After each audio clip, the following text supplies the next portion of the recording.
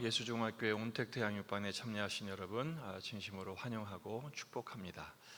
오늘은 제7과 좌절에서 찬송으로 인도하시는 하나님에 대해서 생각해 보도록 하겠습니다.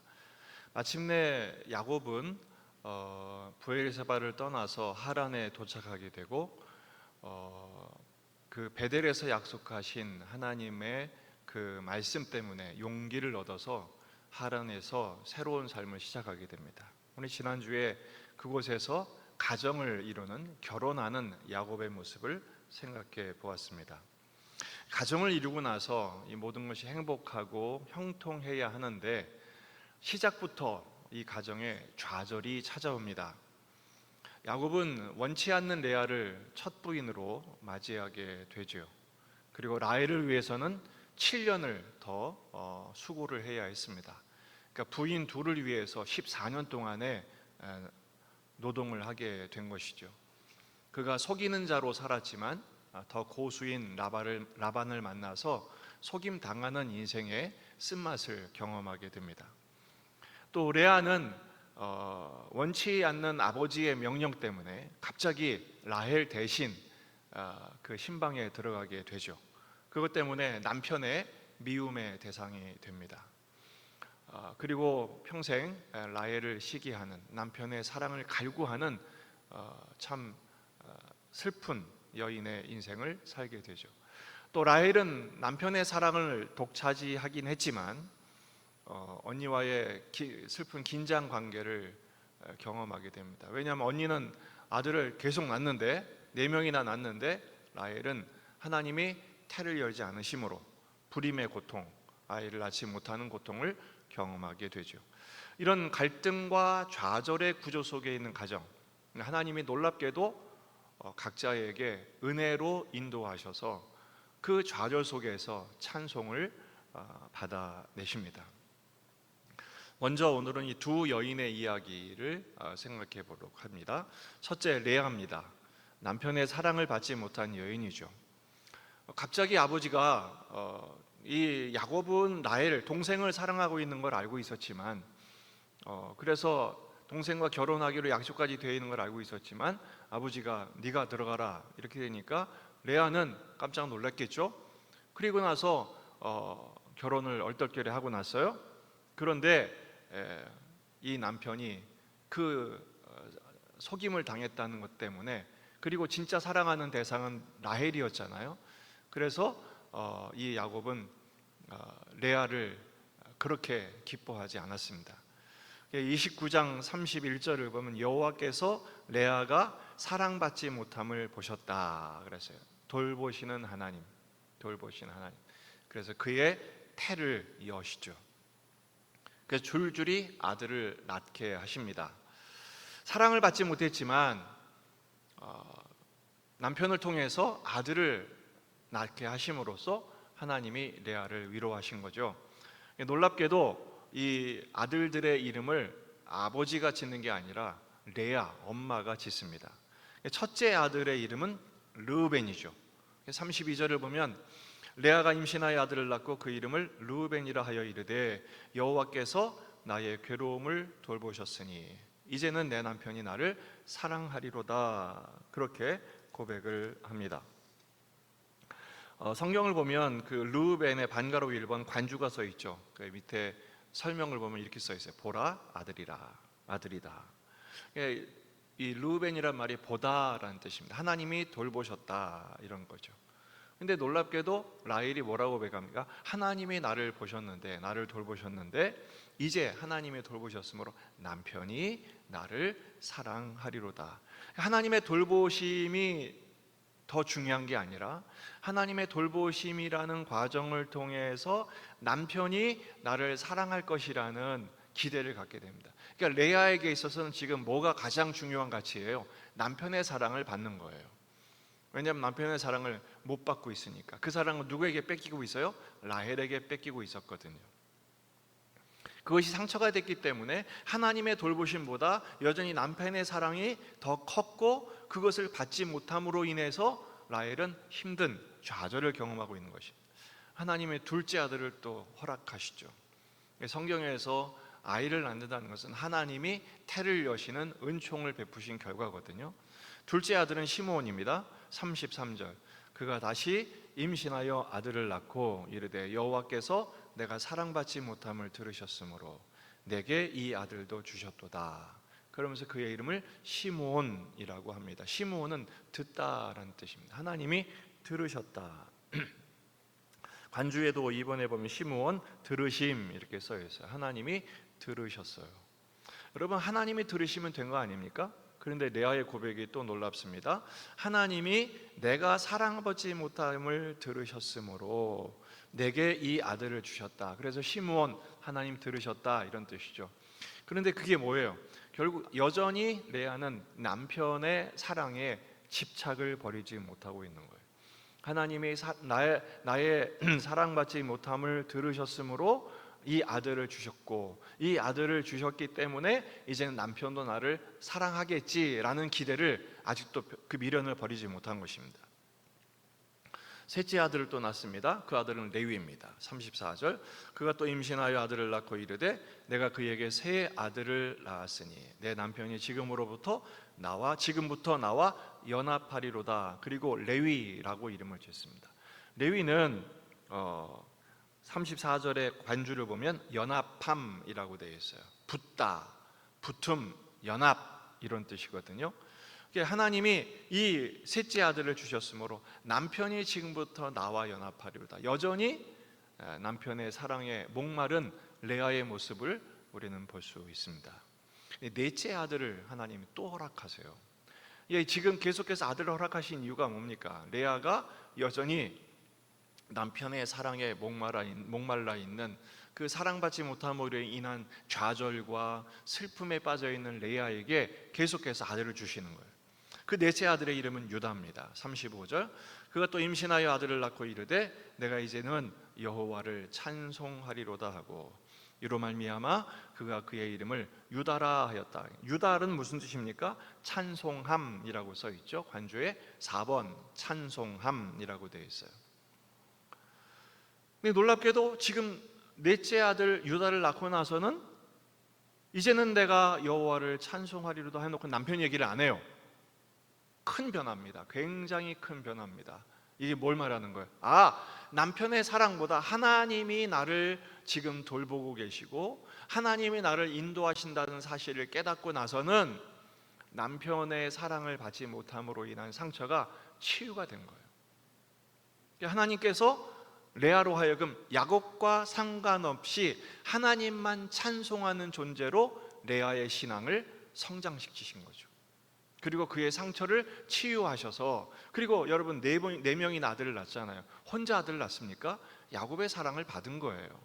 라헬만큼은 아니지만 사랑을 받게 하시고 또 거기에 대한 결실로 아들을 계속 낳게 하시는 것을 경험하면서 레아는 하나님이 나를 사랑하시는구나, 야곱도 나를 완전히 버린 건 아니구나, 그리고 하나님 안에서 상처가 치유되고 만족을 경험하면서 하나님을 찬양하는 존재가 된 것입니다. 자, 여기 그 1년에 4명의 아들을 낳는 과정을 통해서 레아의 한계와 성장을 우리는 확인할 수가 있습니다. 한계가 뭐죠? 1번, 하나님의 은혜로 만족하지 못하는 모습입니다. 르우벤, 시므온, 레위를 낳을 때까지만 하더라도 하나님이 은혜를 주셔서 하나님이 돌보시고 하나님이 들으시고 하나님이 함께 하셨지만 그것만으로 만족을 하지 못했던 거예요. 왜냐하면 레아는 그때까지만 해도 하나님을 자기가 원하는 남편의 사랑을 얻기 위한 도구, 과정으로만 생각했기 때문에 그래요. 그는 계속 기도한 거죠. 남편의 마음을 바꿔주세요. 남편의 사랑을 내가 받게 해주세요. 지금 그렇게 기도했던 거예요. 하나님께서 조건을 바꾸지 않으시고 레아를 바꾸시죠. 그래서 2번, 성장하게 됩니다. 이제는 여호와를 찬송하리로다. 하나님을 만나게 되니 하나님 안에서의 사랑과 돌보심과 그리고 붙드심을 경험하고 나니까 이 세상의 조건, 남편의 사랑이라는 조건, 그리고 자기가 받았던 지난날의 상처, 이런 것들이 치유되고 나니까 더 이상 문제가 되지 않는 거예요. 레아를 변화시키신 거죠. 그런데 여러분 여기서 중요한 게 있어요. 레아는 처음부터 하나님을 알았을까요? 라반의 그 가정은 하나님을 믿는 가정이 아닙니다. 나중에 이제 야곱이 라반의 집에서 나오게 되죠. 그때 그 라헬과 레아가 드라빔을 깔고 앉게 됩니다. 그때 그 드라빔이 뭐냐면 우상이거든요. 그게 가족 우상이거든요. 그건 결국 뭐냐면 뭘 얘기하냐면 이 가정은 여전히 우상을 섬기는 가정이었어요. 근데 레아가 하나님을 만나게 된 이유가 뭡니까? 야곱을 통해서 하나님을 만나게 된 것입니다. 다시 말해 남편을 통해서, 남편의 입으로 고백하는 하나님, 남편이 기도하는 하나님, 그 하나님을 통해서 레아는 하나님을 경험하게 된 거예요. 그러니까 하나님은 지금 이 라반의 가정에 객관적으로는 형 에서에게 쫓겨서 죽을까봐 무서워서 도피함으로 오게 됐지만, 하나님 입장에서는 바로 이 브에사바에서 하란까지 야곱을 전도자로 보내신 거예요. 선교사로 보내신 거예요. 거기에서 야곱이 전도하게 하시고 그 하나님의 은혜를 레아가 경험하게 되는 거죠. 저는 이 당시에 이 문화는 그냥 아들은 아버지의 힘이고 자기의 복이라고 생각했지만, 이건 하나님이 더 모든 것을 주관하신다는 것을 경험하게 되는 것입니다. 여러분, 오늘 창세기 29장 31절에서 35절까지 내용에 야곱은 전혀 등장하지 않습니다. 심지어 레아가 내 아들의 이름을 지을 때 원래 아들의 이름은 아버지가 짓는 거지만 야곱은 가만히 냅둡니다. 야곱은 나오지도 않아요. 레아가 그 이름을 다 짓게 해요. 이것은 무엇을 말합니까? 남편의 사랑을 못 받아도 하나님은 아들을 낳게 하시고, 그런 과정을 통해서 레아의 신앙을 성장시키시는 모습을 보면서 야곱을 또 깨닫게 하시죠. 피차간에 하나님의 은혜 안에서 믿음 안에 성장하는 모습을 바라보게 됩니다. 결국 나중에 이 레아는, 라헬이 일찍 죽잖아요. 그리고 이 레아가 12아들의 명실공히 12지파의 어머니가 됩니다. 그래서 유다를 낳고 나서 이제는 여호와를 찬송하리로다, 하나님을 찬양하는 12지파의 어머니가 되게 하시죠.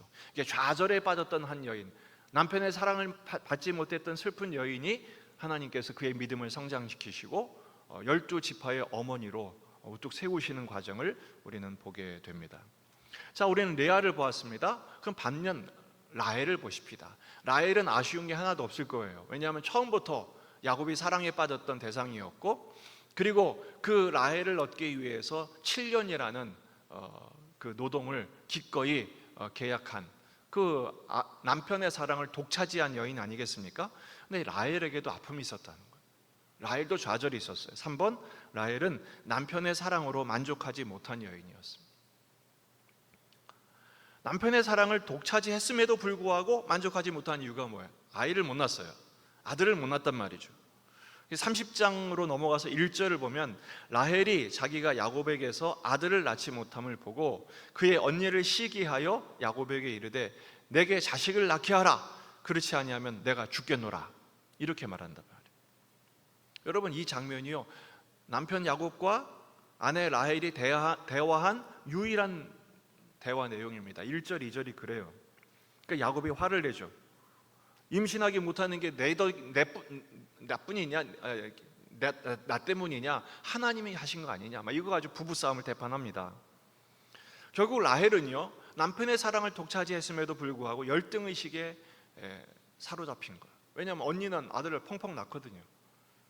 비교하다 보면 열등의식에 빠지게 되고, 그것 때문에 질투와 시기 때문에 분노하는, 또 그것 때문에 좌절하는 라헬의 모습을 보게 됩니다. 그러니까 여러분, 인생은요, 다 가진 것 같아도 그 속을 들여다보면 다 고통이 있는 거예요. 결국 30장은 출산 전쟁이 벌어지잖아요. 다음 주에 그 내용을 생각해 보도록 하겠습니다. 자, 라헬의 한계가 뭡니까? 라헬의 한계는 결국 자랑과 사랑에 갇힌 인생이라는 것입니다. 아마도 성경에서는 정확하게 표현하고 있죠. 레아는 시력이 약하고 라헬은 곱고 아리따웠다. 그러니까 외모로부터도 완전히 지금 크게 차이가 나는 거예요. 그러니까 이것은 어려서부터 레아에게는 큰 핸디캡이었고 라헬에게는 반대로 자랑이었을 거예요. 자기가 알아요. 외모 때문에 사람들의 관심을 받고 부모의 사랑을 독차지하고 심지어는 그 당시에 그 동네 남자들하고 완전 대비가 되는 야곱이란 멋진 청년이 나타나서 자기를 그렇게 오로지 사랑해주는 모습 때문에 라헬은 자랑에 빠진 것이죠. 심지어 아버지하고 계약을 할 때 7년이라는 굉장히 당시로서는 결혼 지참금의 2배 이상 되는 그 내용을 기꺼이 계약하는 야곱을 보면서 그가 얼마나 우쭐했겠습니까? 하지만 그가 또 사랑의 한계에 빠진 거예요. 왜 그러죠? 아들을 낳지 못했잖아요. 당시에는 여인이 아이를 낳지 못했다는 것은 뭘 말하느냐? 바로 여인의 수치로 여겨졌어요. 당시에 그렇다는 것입니다. 고대의 문화가 그랬다는 것입니다. 그게 은혜, 하나님이 불임의 고통으로 돌보신 것이죠.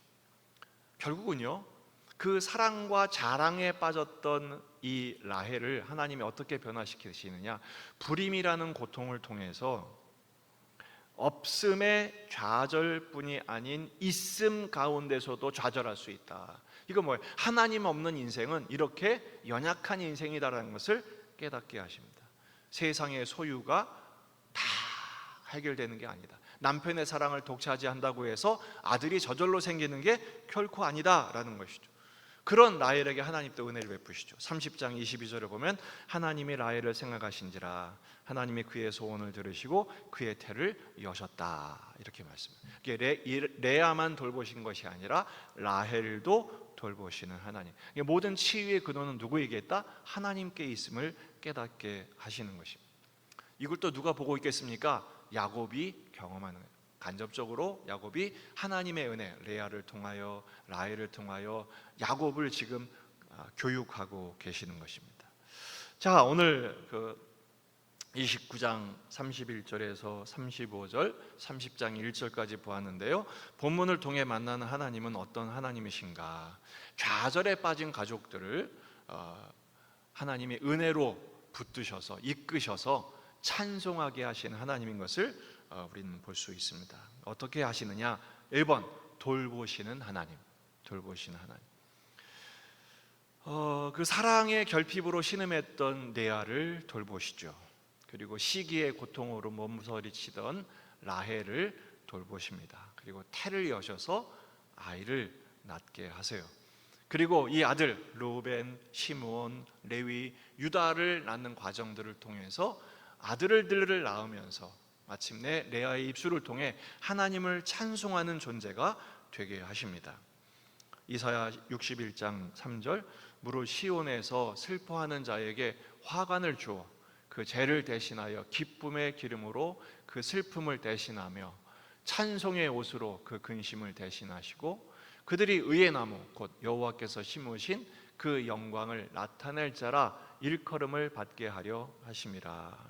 슬픔이 변하여 기쁨으로 바꾸시는 하나님, 레아를 돌보심으로 그의 입술을 통해 찬송을 받아내시는 하나님, 그 하나님이 곧 우리의 하나님이신 줄 믿습니다. 2번, 계속 돌보시는 하나님. 하나님은 한 번만 돌보시는 게 아니에요. 계속해서 돌보십니다. 왜냐하면 우리의 인생은 고난의 연속이죠. 눈물 나는 삶의 연속입니다.